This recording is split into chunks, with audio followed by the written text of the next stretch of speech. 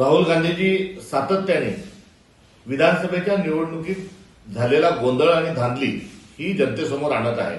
मात्र निवडणूक आयोग या संदर्भामध्ये कुठलंही उत्तर देण्याकरता तयार नाही.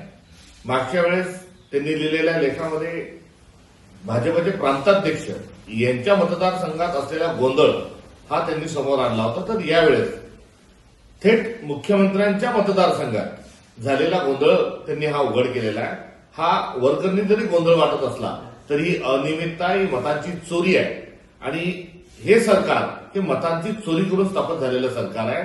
मात्र निवडणूक आयोग याबद्दल कुठलंही उत्तर देण्याकरता तयार नाही. आता राहुल गांधींनी पुन्हा काही तथ्य आपल्या सगळ्यांसमोर ठेवली आहे. आता बघा, याचं उत्तर निवडणूक आयोग देणार नाही तर आता मुख्यमंत्री हे त्याचं उत्तर देतील किंवा केंद्रातील अमित शहा याचं उत्तर देतील. त्यामुळे निवडणूक आयोग यामध्ये कुठेही हस्तक्षेप करण्याकरता तयार नाही. यामध्ये सर्व काही दडलेलं आहे. आता मुख्यमंत्री पुन्हा एकदा लेख लिहून मी कसा निवडून आलो हे सांगणार आहेत का, हे बघणं गमतीशीर राहील.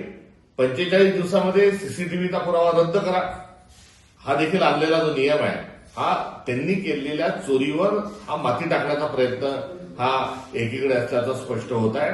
तर दुसरीकडे या सरकारला सत्तेवर बसण्याची कुठलीही नैतिकता ही त्यांच्यामध्ये राहिलेली नाही. त्यांनी नैतिक जबाबदारी स्वीकारून राजीनामा दिला पाहिजे.